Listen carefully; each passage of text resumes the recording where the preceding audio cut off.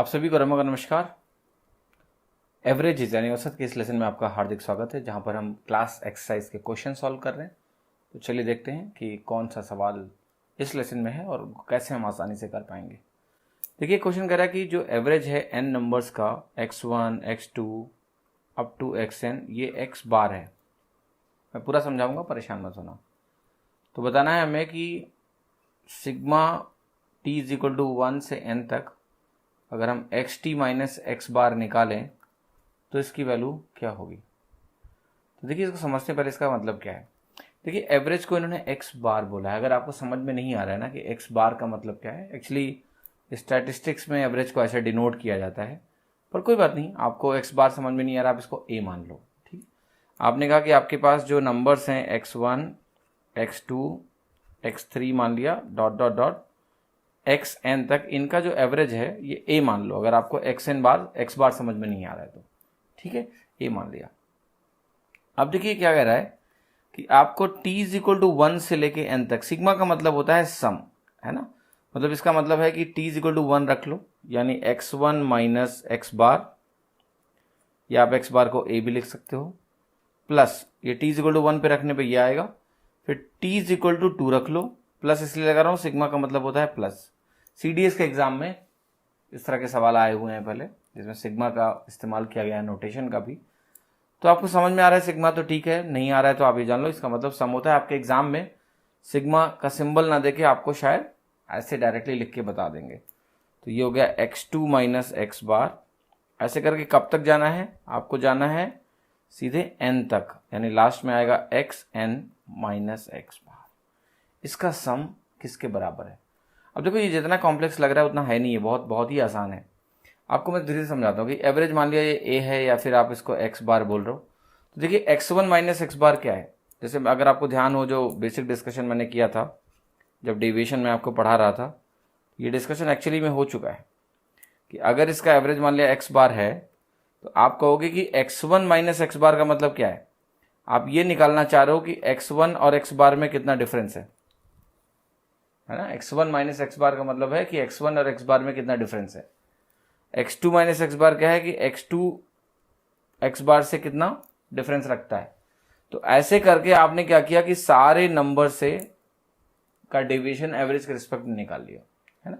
जैसे यहां पर आप कोई भी वैल्यू रखोगे, x बार माइनस कर रहे हो जब उसमें हर में, तो आप डेविएशन निकाल रहे हो और उन सारे डेविएशन का सम निकाल रहे हो। जैसे इसको मैं कहूँ डेविएशन 1, डेविएशन 2 मतलब deviation of first number, deviation of second number, up to deviation of nth number. आपको पता है कि अगर आप डेविएशन एवरेज के रेस्पेक्ट में निकालते हो तो नेट डेविएशन क्या होता है, 0। अगर एवरेज के रेस्पेक्ट में आपने डेविएशन निकाला तो सारा नेट डेविएशन का जो सम होता है वो क्या होता है, 0। सेम चीज देखो यहां पर हुई है, नेट डेविएशन क्या हो गया, 0। तो ये नोटेशन के टर्म में दिया हुआ है तो शायद आपको मुश्किल लगे, अदरवाइज इस क्वेश्चन में कोई दम नहीं है। आपका नेट डेविएशन ये पूछ रहे हैं क्या होता है, इसका मतलब है नेट डेविएशन। तो आपकी अंडरस्टैंडिंग बेहतर है तो आप तो सीधे आंसर मार्क कर सकते हो, है ना। देखिए क्वेश्चन क्या कह रहा है कि एवरेज जो है 15 नंबर्स का वो आपका 7 है, और जहां फर्स्ट 8 नंबर्स का एवरेज 6.5 है और जो लास्ट 8 नंबर्स है उनका एवरेज 9.5 है। तो हमें बताना है कि मिडिल नंबर क्या होगा। आसान सा सवाल है, तो इसको डिटेल में डिस्कस करेंगे। देखिए 15 नंबर्स आपके सामने हैं, तो आपका अगर मैं बात करूं फर्स्ट 8 नंबर्स का, तो देखिए ये आपके नंबर कहलाएंगे फर्स्ट 8। ये नंबर आपके हैं फर्स्ट 8 नंबर्स। अगर मैं आपसे लास्ट 8 नंबर्स की बात करूं तो जो लास्ट 8 नंबर होंगे वो यहां से शुरू होगा और ये लास्ट 8 नंबर यहां पर होगा। तो आपको मिल गया फर्स्ट 8 और लास्ट 8। आपको एक नंबर दिखेगा जिसको मैं थोड़ा हाईलाइट कर रहा हूं, और ये वाला नंबर जो मैंने हाईलाइट किया अभी, ये आप देखोगे फर्स्ट 8 में भी आ रहा है और लास्ट 8 में भी आ रहा है। तो देखिए काफी इंटरेस्टिंग है कि अगर मैं आपके सामने लिखूं कि मैं फर्स्ट 8 नंबर्स का सम लिख रहा हूं, फर्स्ट 8 नंबर्स का मैंने मान लिया सम लिखा, आपको पता है इसमें क्या आएगा, A1 से लेके A8 तक आएगा। तो A1 हो गया, और कहां तक, A1 से लेके A8 तक के नंबर्स होंगे। फिर मैं इसमें कहूं कि मैंने प्लस किया लास्ट 8 नंबर्स का, तो अगर मैं इसमें लास्ट 8 नंबर्स का सम करूंगा, लास्ट 8 नंबर्स का सम करूंगा, तो आपको पता है आप कौन से नंबर्स इसमें होंगे, आप कहोगे इसमें A8 से लेके A15 तक के नंबर होंगे, राइट। फर्स्ट 8 और लास्ट 8 को हमने सम किया तो फर्स्ट 8 का मतलब A1 से A8 और लास्ट 8 का मतलब A8 से A15। अगर आप इन दोनों का सम करके लिखो तो आपको क्या मिलेगा? आप कहोगे मुझे A1 से लेके A15 तक के नंबर एक बार मिलेंगे, एक बार मिलेंगे, और साथ ही साथ A8 जो है ना 2 बार मिलेगा, इसलिए मैंने इसको अलग लिखा है। देखो ना, ये 2 बार आ रहा है, फर्स्ट 8 के साथ भी और लास्ट 8 के साथ भी। तो मैंने लिखा A1 से लेके A15 तक के नंबर एक बार मिलेंगे सारे नंबर्स, और A8 एक्स्ट्रा मिलेगा इसमें। अब देखिए एक अल्टरनेटिव थिंकिंग क्या हो सकती है। अगर मैं आपसे बोलूं कि ये फर्स्ट 8 को मैंने मान लिया कि एक ग्रुप है ना, ये एक ग्रुप है, ग्रुप 1 जिसको मैं बोल दूं थोड़ी देर के लिए, G1 ग्रुप 1, और इस लास्ट 8 को मैं बोल रहा हूं कि ये है मेरे पास, सपोज करो अनदर ग्रुप जिसको मैं बोल रहा हूं ग्रुप 2। अब जरा ध्यान से देखना कि ग्रुप 1 जो है मेरा, इसका एवरेज प्रोवाइडेड है कितना? 6.5। ग्रुप 1 का एवरेज कितना है? 6.5। ग्रुप 2 का एवरेज कितना है? आप कहोगे ग्रुप 2 का एवरेज जो है वो 9.5, यहां लिख दिया मैंने 9.5। अब मुझे बताओ कि अगर मैं ग्रुप 1 और ग्रुप 2 को कंबाइन कर दूं तो क्या ये स्टोरी बनेगी या नहीं बनेगी? यही बनेगा, जिसमें ग्रुप 1 भी है और ग्रुप 2 भी है।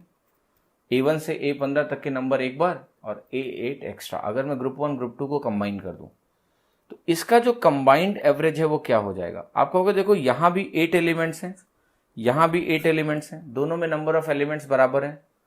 इसका एवरेज 6.5 है, इसका एवरेज 9.5 है। आपको पता है वेटेड एवरेज क्या कहता है?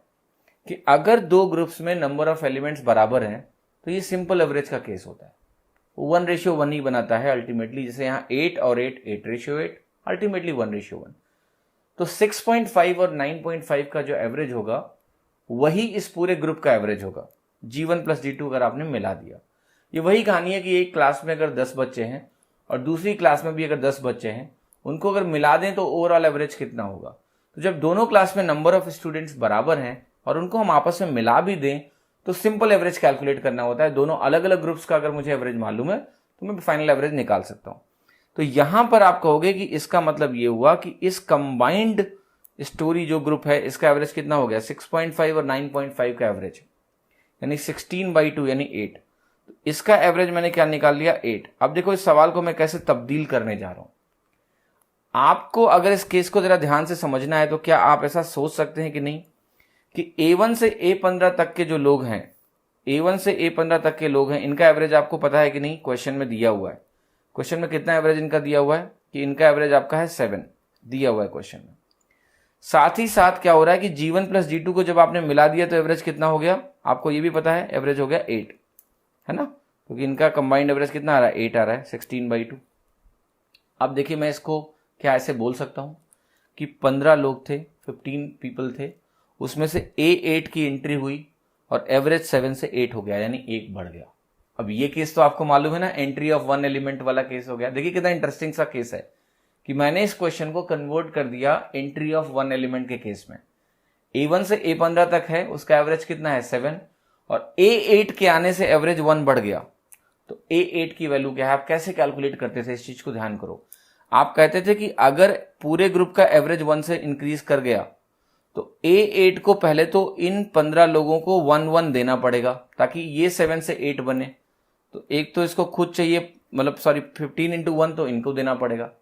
तो इनका एवरेज कितना हुआ? 1 से बढ़ गया। प्लस पूरे ग्रुप का एवरेज कितना लाना है? 8। तो A8 के पास खुद का 8 होना चाहिए। तो खुद का 8 अगर आपने इसको दे दिया तो ये नंबर कितना हो गया? 23, और 23 आंसर हो गया। तो बहुत अच्छे से इस केस को इस तरीके से समझ लो कि कैसे इसको हम एंट्री ऑफ 1 एलिमेंट में कन्वर्ट कर सकते हैं और फिर ये क्वेश्चन ओरली कर पाओगे। मैं समराइज कर रहा हूं कैसे ओरली करोगे।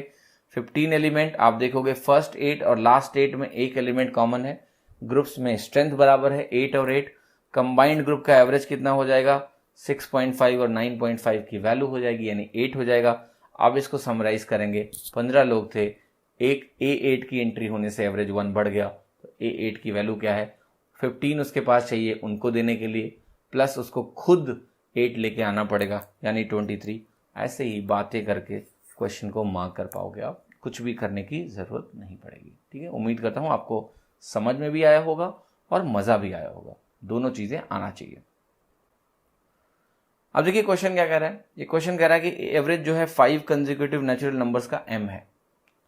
अगर नेक्स्ट 3 नेचुरल नंबर्स को मिला लिया जाए, so how much more than m will the average of these 8 numbers be. आपको कि इतना आसान सवाल, डी ऑप्शन। देखिए आपके पास कंसेक्यूटिव नंबर्स दिए हुए हैं, 5 कंसेक्यूटिव नंबर्स दिए हैं, मैंने लिखा 5 कंसेक्यूटिव नंबर्स।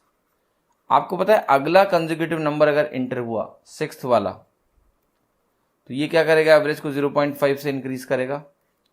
फिर आपका 7th वाला आ गया, देखो एवरेज फिर से 0.5 इंक्रीज करेगा। फिर आपका 8th वाला आ गया तो एवरेज फिर से 0.5 इंक्रीज करेगा। हर एक कंसेक्यूटिव नेचुरल नंबर अगला वाला जब इंक्लूड करते हो तो एवरेज 0.5 से बढ़ता है। और 0.5 कितनी बार बढ़ा रहे हो, 3 बार, तो m से कितना बढ़ जाएगा वो, अगर पहले एवरेज m था तो अब एवरेज m प्लस 1.5 हो जाएगा। तो ये बहुत ही आसान सवाल है, इसमें कोई चैलेंज नहीं है, आसानी से मार्क कर सकते हो आप। अब देखिए क्वेश्चन क्या कह रहा है, ये कह रहा है कि जो 3 कंसेक्यूटिव ऑड नंबर्स हैं उनका एवरेज कितना है, 12 more than 1/3 of the first of these numbers. बहुत इंटरेस्टिंग सा सवाल है, पर मैं बहुत आसान बना दूंगा इसको, बहुत अच्छे समझाऊंगा आपको। So what is the last of the 3 numbers. देखिए क्या कह रहा है कि आपके पास 3 कंसेक्यूटिव ऑड नंबर्स हैं, मैं उनको कैसे लिख सकता हूं। आप कहोगे एक नंबर आप कहोगे a है, एक नंबर आप कहोगे a+2 है, और एक नंबर आपका a+4 है। ये 3 कंसेक्यूटिव ऑड नंबर्स मैंने आपके सामने लिखे हैं, जहां पर a खुद एक ऑड नंबर है, आप a कहोगे ऑड नंबर है। या इसको आप ऐसे भी लिख सकते थे, आप कहोगे ये नंबर है आपका 2n-1, ये नंबर आपका है 2n+1, और ये नंबर है आपका 2n+3। तो यहां पर n की वैल्यू कुछ भी रखोगे, 3 कंसेक्यूटिव ऑड नंबर्स आपको मिलेंगे।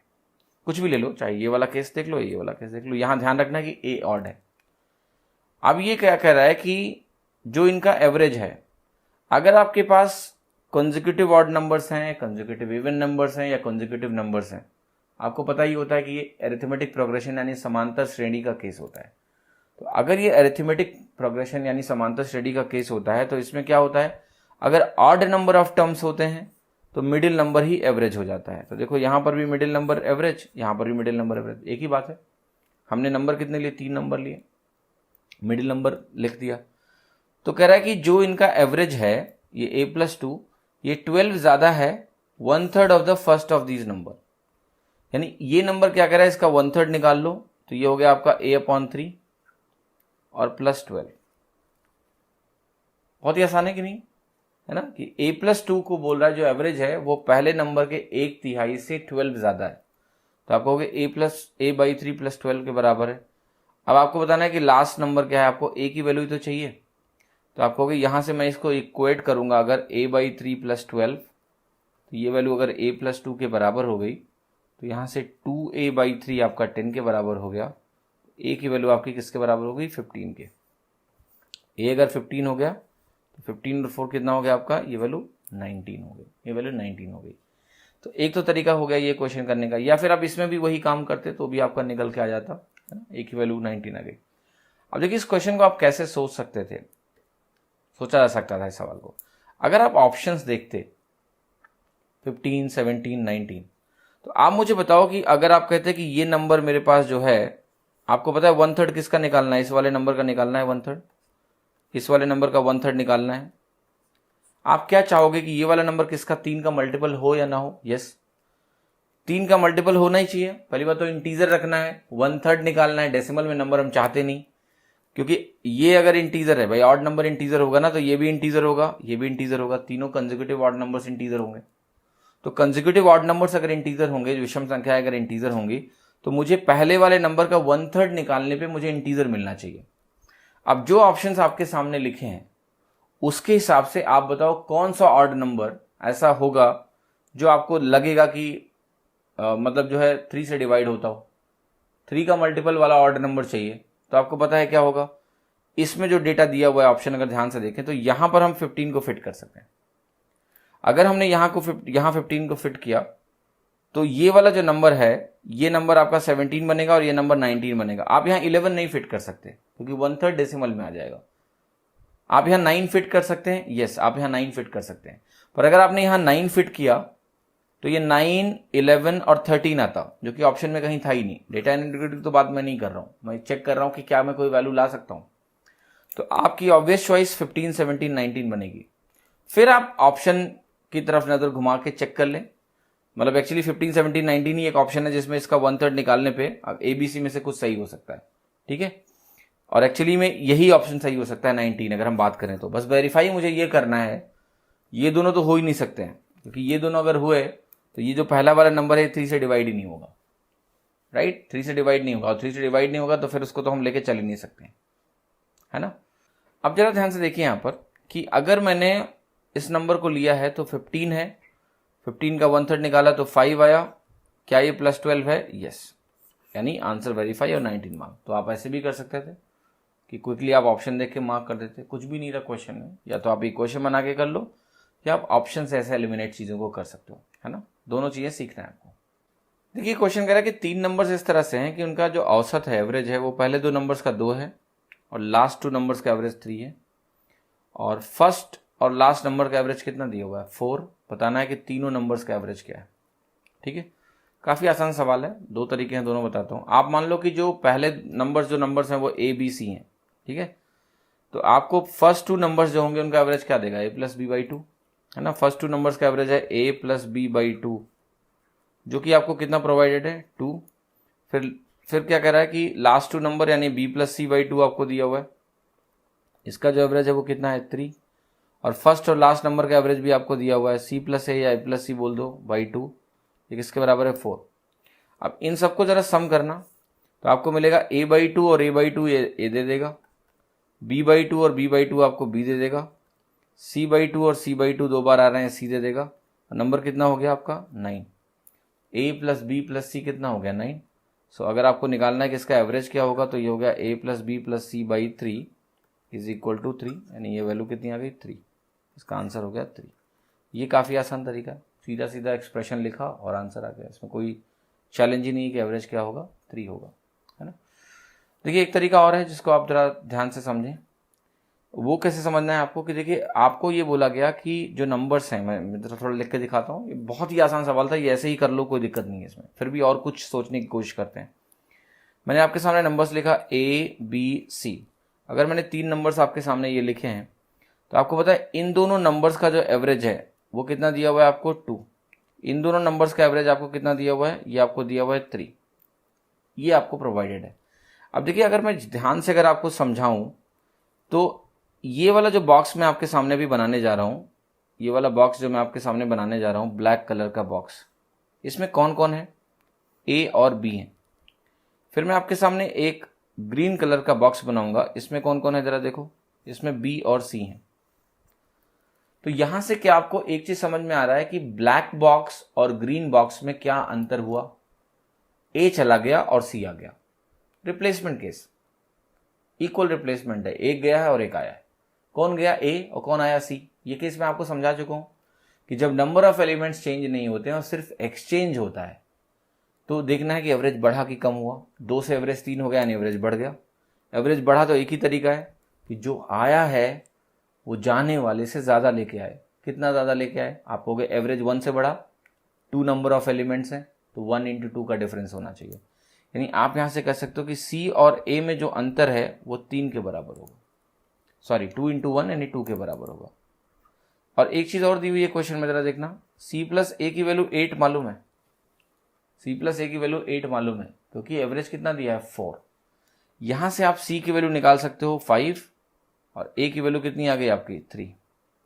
तो देखो यहाँ पर A की वैल्यू आपकी आ गई 3, C की वैल्यू आपकी आ गई 5 और B की वैल्यू कितनी आ गई? आप कहोगे A+B की जो वैल्यू है ना वो किसके बराबर है? 4, क्योंकि एवरेज 2 है।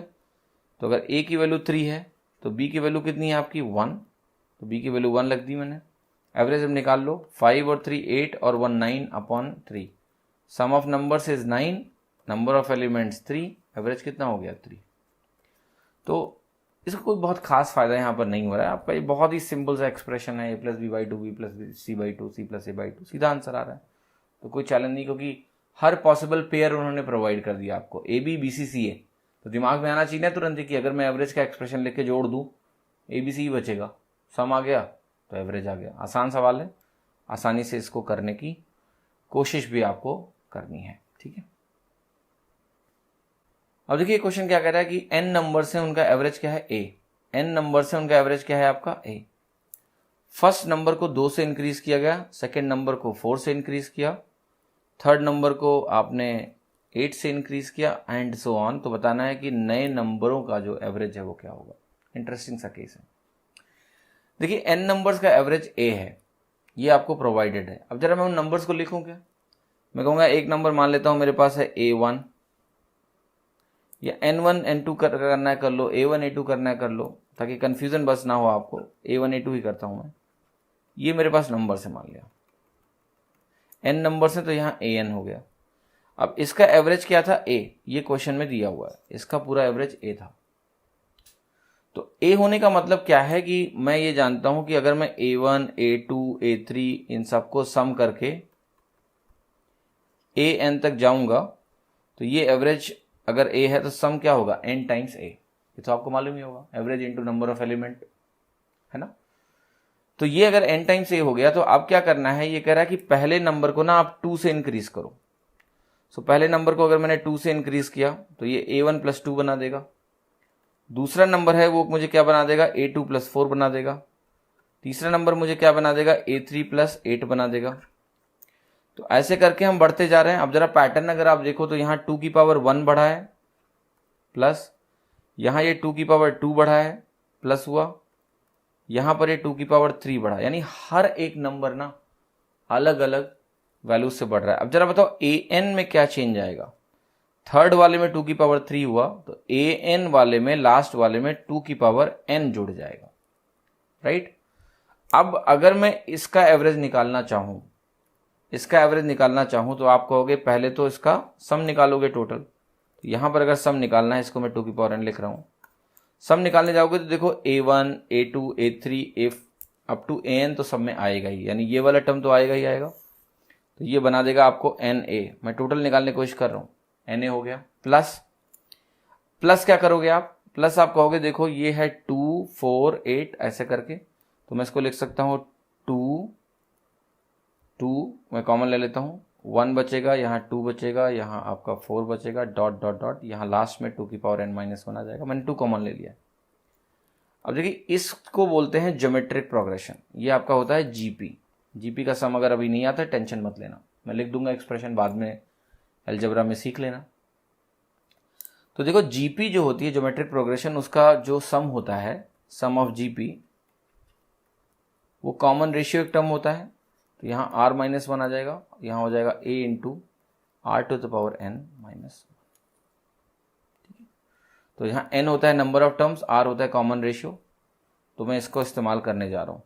तो देखो यहाँ पर क्या है, ये 2 से मैंने कॉमन लेके अंदर ऐसे करके लिख दिया। देखो यहाँ नंबर ऑफ टर्म्स कितने हैं, ये n टर्म्स हैं, क्योंकि n संख्याएं थी पहले भी, n नंबर ऑफ टर्म्स है।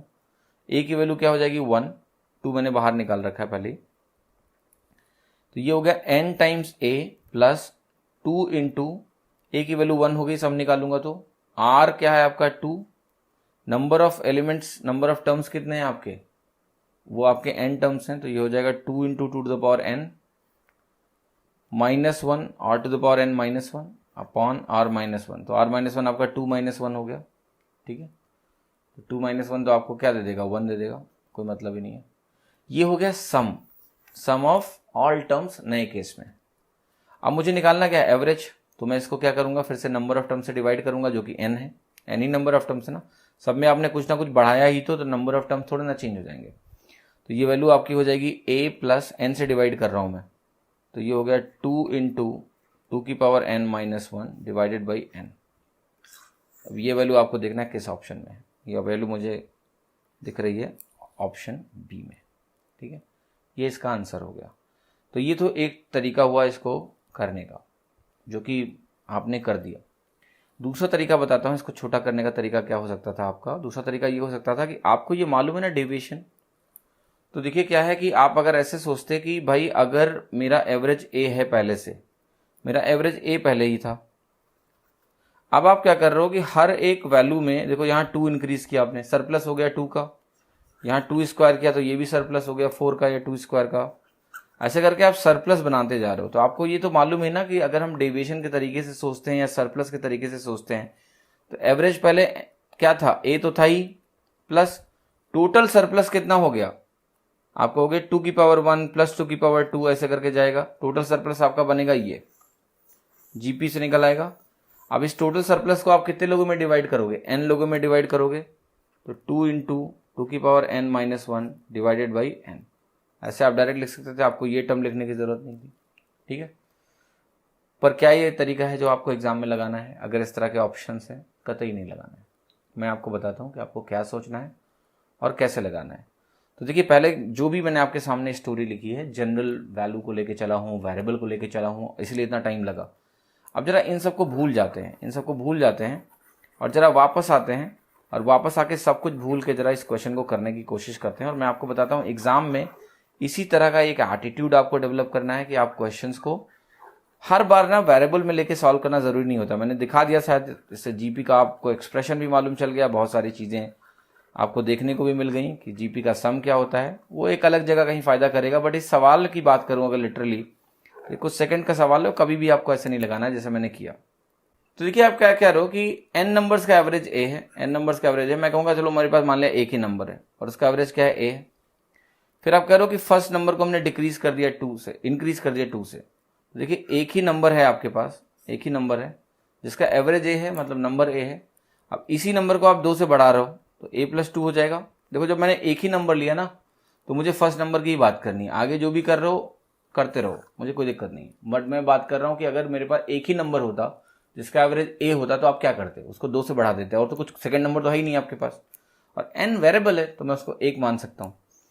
अब आप कहोगे कि देखो यहाँ एवरेज साफ साफ 2 से बढ़ गया। अब जरा देखो किस ऑप्शन में n की वैल्यू 1 रखने पे आपकी बढ़ोतरी 2 की हो रही है। तो देखिए, n की वैल्यू आपने रखी 1, नंबर आपने लिया 1, तो n की वैल्यू 1 रखते ही ये तो हो गया 2 की पावर 0 1 माइनस 1, मतलब कुछ चेंज ही नहीं आया कह रहा है, क्योंकि ये वैल्यू 0 हो जाएगी, लेकिन बदलाव तो आएगा, 2 का आना चाहिए। आप यहां पर गए, आपने n की वैल्यू रखी 1, सो 2 माइनस 1 हो गया 1, 1 अपॉन 1 क्या हो गया 1, और ये वैल्यू इंटू है 2, a प्लस 2 आ रहा है, होल्ड पे रखते हैं, हो सकता है आंसर। अगर बी आंसर हो सकता है, तो आप बताओ क्या सी आंसर हो सकता है? बिल्कुल नहीं हो सकता है, क्योंकि बी और सी में सेकंड वाले टर्म में 2 से मल्टीप्लाई हुआ है, यहां नहीं हुआ है, तो ये नहीं हो सकता। और इसमें तो इन्होंने डी ऑप्शन भी बिल्कुल वैसा ही लिख दिया है, जो कि कुछ ना कुछ अलग होना चाहिए, ठीक है। सो मैं आपको ऐड कर देता हूँ, मान लिया यहाँ +1 करके आप देख लो, है ना। तो ये भी नहीं बनेगा अल्टीमेटली, जो भी आंसर हो मैंने चेंज कर दिया, +1 कर दिया यहाँ पर, तो ये डी आंसर भी होगा नहीं, इसमें आपका बी ऑप्शन सीधा सीधा निकल आएगा, राइट। अब आपके दिमाग में ऐसा ख्याल आ रहा है कि हो सकता है कि मान लिया पहली बार में 2 ऑप्शन मैच कर जाते, तो मैं कहता कोई बात नहीं, अगर मान लिया 2 आंसर आपके पहली बार में मैच कर जाते, तो फिर आप n की वैल्यू 2 लेके चेक कर लेते कि मेरे पास 2 नंबर है, मान लिया 2 नंबर्स का एवरेज a है, उसके हिसाब से करके देख लेते। करके दिखाएं, चलो देखो। आप कहते कि मेरे पास 2 नंबर्स है, उनका एवरेज a है। अब अगर 2 नंबर्स का एवरेज a है, तो आप क्या करोगे, पहले नंबर को 2 से बढ़ाओगे, दूसरे नंबर को 4 से बढ़ाओगे, राइट। तो सरप्लस कितना हो जाएगा आपका, एक नंबर को आपने बढ़ाया होगा 2 से, तो अगले नंबर को 4 से, 6 का सरप्लस हुआ और 2 लोगों में बंटवारा होगा। 6 का सरप्लस अगर 2 लोगों में बट रहा है, राइट, तो वो नंबर अब एवरेज क्या हो जाएगा, a+3, एवरेज आपका a+3 हो जाना चाहिए। That's very easy to find out. अब आपको फिर चेक करना होगा कि इस ऑप्शन में ऐसा हो रहा है, तो मे बी अगर 2 ऑप्शन पहले के से मैच कर रहे होते, जो कि यहाँ नहीं हो रहा था, तो आप देखते कहाँ a+3 हो जा रहा है, 3। आप रखते n की वैल्यू 2, तो ये हो जाता है 4 - 1 3 अपॉन 2 इंटू 2, यानी a+3 यहाँ आपको बनता हुआ दिखता, यहाँ पर आपको बनता हुआ दिखता। बाकी ऑप्शंस में आपको ऐसा नहीं दिखता। तो जितना ज़रूरत है उतना हम चेक कर सकते हैं, लेकिन जो ट्रेडिशनल प्रोसेस मैंने आपको करके दिखाया वो नहीं करना है। ये बहुत इंटरेस्टिंग और इम्पॉर्टेंट है। आपको वैल्यूज़ लेके चलना है, खुद ही सॉल्व कर लो। वो वेरिएबल बोलेंगे, हम वेरिएबल की बात ही नहीं करेंगे, हम तो अपने आप हिसाब से वैल्यू चूज करके कर लेंगे इसको, ठीक है। देखिए, क्वेश्चन कह रहा है कि 3 नंबर्स हैं, जिसमें फर्स्ट जो है वो दूसरे का ट्वाइस है और तीसरे का 3 गुना है। अगर हमें कह रहा है कि एवरेज जो है तीनों नंबर का निकालें तो वो 49.5 मिलता है, तो हमें फर्स्ट और थर्ड नंबर का डिफरेंस निकालना है, पहले और तीसरे नंबर का अंतर। बहुत ही आसान है। देखो, पहले नंबर को मैं जरा 6 मानता हूं, क्योंकि एक का सेकंड है ट्वाइस है, एक का 3 टाइम्स है। तो फर्स्ट क्या है, ट्वाइस सेकंड का है, तो सेकंड कितना हो गया 3, और क्या है थ्राइस है थर्ड का, तो थर्ड क्या हो गया 2, इनका रेशियो ही लिखना था हमें बस। रेशियो लिखने के बाद अगर आप देखें तो ये वैल्यू कितनी आ रही है आपकी 11। इनका जो एवरेज हुआ वो आएगा 11/3 पार्ट्स, जो कि आपका किसके बराबर है 49.5 के बराबर है। 49.5 के बराबर है। पूछ रहे हैं कि फर्स्ट और थर्ड नंबर का डिफरेंस क्या है, कितने पार्ट्स हैं, 4 पार्ट्स निकालना है मुझे, क्या होगा। तो आप कहोगे यहाँ से 11 से डिवाइड किया तो ये आ जाएगा 4.5, है ना। क्लियर है ना, सिंपल है। इसका डबल क्या होता है 99, 99/2 4.5। सो 1 पार्ट आपका कितना हो गया, आप देखो यहाँ पर आपका हो गया 4.5 टाइम्स 3। 4 पार्ट्स निकालना है तो इंटू 4.5 टाइम्स 3, तो ये वैल्यू कितनी आ गई आपकी, साफ साफ देखिए 54 आ रही है। 18 इंटू 3 54 आ रही है। 4 पार्ट्स मुझे निकालना था कि इनका डिफरेंस क्या है, अंतर क्या है, तो 54 हो गया यहाँ पर आंसर। काफ़ी ईजी सवाल है, आपको पार्ट्स निकालने थे। पार्ट्स निकले जैसे ही 4.5 टाइम्स 3, क्विकली आपने क्या किया 4 पार्ट्स में मल्टीप्लाई कर दिया कि 1 पार्ट अगर इसके बराबर है तो 18 इंटू 3 54 हो गया। आसान सवाल था। देखिए क्वेश्चन कह रहा है कि 6 नंबर्स हैं, 6 नंबर्स हैं, उनका एवरेज कितना है 32।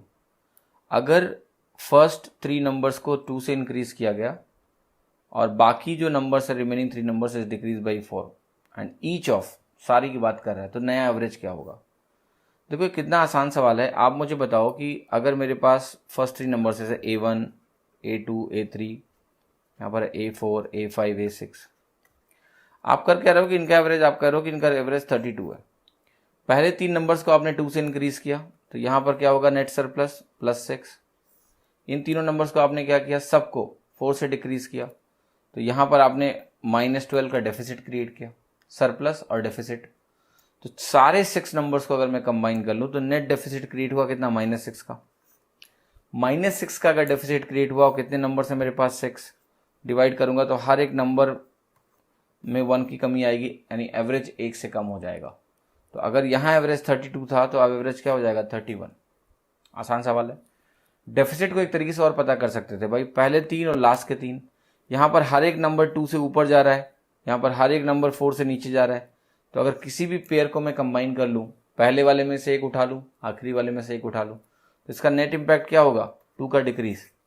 हर एक पेयर अगर 2 का डिक्रीज दे रहा है, 3 पेयर्स बना लिए, 6 का डिक्रीज हो जाएगा, 6 का डिक्रीज 6 में बांट दो, 1 का डिक्रीज हो गया, 31 आंसर हो गया। इजी क्वेश्चंस, वेरी इजी, आपको इनको आसानी से करना सीखना है।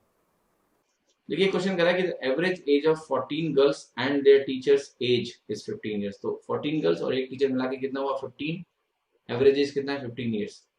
तो कह रहा है अगर टीचर की एज को निकाल दें, एक्सक्लूड कर दें, तो एवरेज क्या होता है 1 से कम हो जाता है, एवरेज जो है 1 से रिड्यूस कर जाता है। तो टीचर की उम्र क्या है, जैसे सवाल आपको थ्योरी में बताया मैंने, exit of 1 element.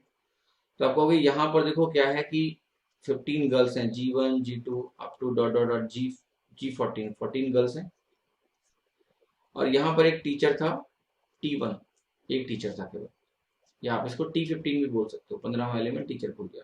Total average कितना था 15। अब टीचर के जाने से एवरेज 1 से रिड्यूस हो रहा है, तो बहुत इंटरेस्टिंग है। टीचर गया तो एवरेज रिड्यूस हुआ, यानी टीचर एवरेज से ज्यादा लेके गया, डेफिसिट क्रिएट हुआ होगा, ज्यादा लेके गया तो आंसर ऑब्वियसली ज्यादा ही होगा, सारे ऑप्शन ज्यादा ही दिए। अब देखना है कितना ज्यादा लेके गया। आप अगर थ्योरी याद करें तो मैं कहूंगा कि पहले हम ये मान लेंगे कि सबके पास 15 15 15 है, सबके पास 15 ईच है, तो पूरे ग्रुप का एवरेज कितना हो गया 15। अब टीचर जाना चाह रहा था, टीचर जाके जो डोर है यहाँ पर क्लास वाला, उसके डोर पे खड़ा हो गया, इमोशनल, क्योंकि जा रहा है, कितना लेके खड़ा हुआ है 15। पर ये कहेगा कि देखो मैं जब जाऊंगा तो तुम लोगों का एवरेज कम हो जाएगा, रिड्यूस हो जाएगा 1 से। तो 1 से अगर रिड्यूस होगा तो इसका मतलब क्या होगा, ये कहेगा कि देखो तुम लोगों के पास, सबके पास डिस्ट्रीब्यूशन के बाद 14 14 ईच बचेगा, तभी तुम लोगों का एवरेज 14 हो सकता है। एवरेज को डिस्ट्रीब्यूशन बता चुका हूं मैं कि एवरेज क्या होता है, अगर आप डिस्ट्रीब्यूट करो तो सबके पास एवरेज के बराबर नंबर होगा। तो अगर सारी गर्ल्स का एवरेज जो बाकी बचेंगे उनका एवरेज 1 से कम हो गया, तो सबकी वैल्यू डिस्ट्रीब्यूटेड एक एक कम हुई, एक एक कम हुई, इसका मतलब सबने एक एक टीचर को दे दिया। ये आपके अंडरस्टैंडिंग के लिए है। तो अगर सबने एक एक टीचर को दिया तो टीचर को कितना और मिल जाएगा +14, इन 14 गर्ल्स से 14 और मिला। अब अगर टीचर इन 29 लेके चला गया, सारी गर्ल्स के बाद डिस्ट्रीब्यूशन के बाद कितना बचेगा 14 ईच, तो उनका एवरेज एक कम हो गया, यानी यहाँ आंसर कितना हुआ 29 ईयर्स। बहुत आसान है, एग्जिट ऑफ 1 एलिमेंट कैसे होता है बता ही चुका हूँ आपको। और देखिए क्वेश्चन क्या कह रहा है, कह रहा है कि 2 साल पहले जो फैमिली का एवरेज एज था 8 मेंबर्स का वो 18 ईयर्स था। After addition of a baby the average age of the family is same today. What is the age of baby? काफी इंटरेस्टिंग है। देखो जरा ध्यान से, 2 साल पहले अगर मैं यहां पर बोलूं कि ये t इज इक्वल टू 0 है, तो मैं 2 साल पहले यहां पहुंचूंगा। t इज इक्वल टू, मैं इसको -2 बोलूंगा। -2 का मतलब समझ लेना 2 साल पहले। तो यहाँ पर 8 मेंबर्स हैं और इनका एवरेज एज कितना दिया हुआ है आपको? 18 ईयर्स दिया हुआ है। अब ध्यान से एक बात देखना, ये क्या कह रहा है कि एक बेबी बीच में कहीं ऐड हुआ, राइट? बेबी का एडिशन हुआ और जो फैमिली का एवरेज एज है वो अभी सेम ही है, यानी 18 ही रह गया। अब देखो ध्यान से, यहाँ पर 8 तो ये था ही। अब ये तो आपको मालूम है ना कि एवरेज में क्या होता है। अगर मैं बात करूं एवरेज के केस की, 8 एलिमेंट्स थे, 8 मेंबर्स थे, उनको आप बोल दो M1, M2, M3, M4 up to M8। तो 2 साल के बाद यहां से यहां तक सबकी एवरेज एज क्या होगी? सबकी एज 2-2 साल बढ़ जाएगी। अगर 8 ही एलिमेंट है तो सबकी एवरेज एज कितनी बढ़ जाएगी? 2-2 साल बढ़ जाएगी, राइट?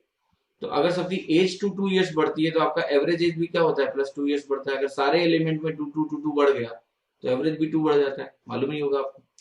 तो यही 8 अगर होते तो इन 8 का एवरेज क्या होता? इन 8 का एवरेज होता आपका सिंपली 18 + 2। लेकिन ऐसा हुआ नहीं। क्यों? क्योंकि अब कहानी जो है वो कहानी में ट्विस्ट है कि एक बेबी भी है। अब बताओ मुझे, अगर 8 लोगों का एवरेज आपके हिसाब से होना तो चाहिए था 20, अगर बेबी ना होता, लेकिन बेबी के आने की वजह से एवरेज 18 ही रह गया। ये इंटरेस्टिंग है कि नहीं? यानी 8 का एवरेज होता 20, 8 का एवरेज कितना होता? 20। लेकिन बेबी के आने की वजह से अगर हम बात करें इस केस में, तो एवरेज कितना रह गया? 18। सेम टुडे, सेम टुडे मतलब बदला ही नहीं। यानी जो 2 का एवरेज चेंज आ रहा था वो बेबी ने एडजस्ट कर दिया। अब ये इंटरेस्टिंग है, समझना है। वही बात करनी है कि 1 की एंट्री की वजह से जो एवरेज है वो 2 से कम हो गया। यहां से यहां तक कैसे होगा? आप बहुत आसानी से सोचें जरा। आप कहोगे 1 की एंट्री से अगर एवरेज 2 से कम हो गया, इसका मतलब क्या हुआ? इन सारे 8 लोगों ने पहले तो इसको कितना दिया होगा? 2-2-2-2 ईच दिया होगा, राइट? तो बहुत ही इंटरेस्टिंग है। देखो 8 थे, एवरेज 18 ही रह गया, जबकि इनके पास था 20। तो सबने 2 ईच दिया इस बेबी को। 2 ईच जब दिया होगा सबने, तो इसने कितना दिया होगा? +16। और साथ ही साथ आपको पता है कि इस कंबाइंड ग्रुप का एवरेज भी 18 ही होगा।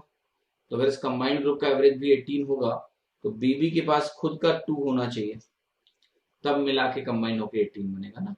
तो बेबी का कितना हो गया? 2 ईयर्स। बहुत ही आसान है, इसमें कुछ भी मुश्किल नहीं।